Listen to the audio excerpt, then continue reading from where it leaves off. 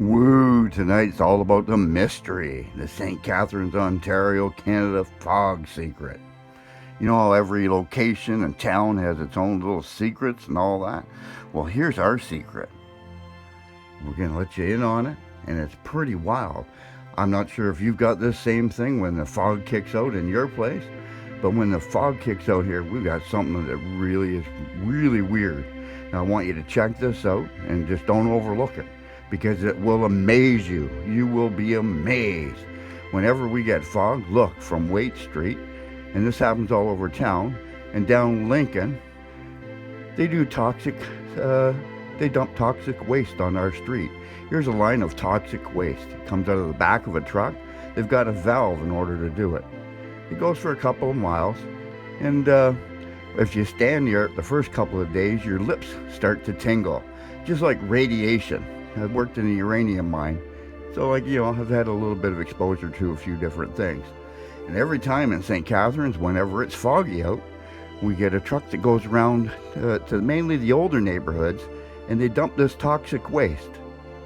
This was done on September 12th this year, in the late evening. It was nice and foggy like that picture was taken, or when that picture was taken. And it goes down Lincoln Avenue, it comes out of Waite, goes down Lincoln Avenue, and this is Oakdale Avenue in St. Catharines. And you see it's quite thick. It just continues and continues. So this is toxic waste being dumped in our town whenever it's nice and foggy. This is our foggy secret. They dump toxic waste full of all sorts of chemicals into our town, right in our town. That's a bush on the one side and a park, and all housing on the other side, as you can see. It's pretty wild, it's pretty amazing. It happens almost every time it's foggy out. There's nice toxic waste just being dumped within our city. So you see, Trudeau won't do anything about it. Poilivere won't do anything about it. The newspaper isn't interested, and I'm not sure if it's a private industry dumping this toxic waste, or is it a government dumping this toxic waste into our town every foggy evening. Now, years and years ago, I did spot the truck doing it, but nobody was interested. The paper's not interested, the police aren't interested.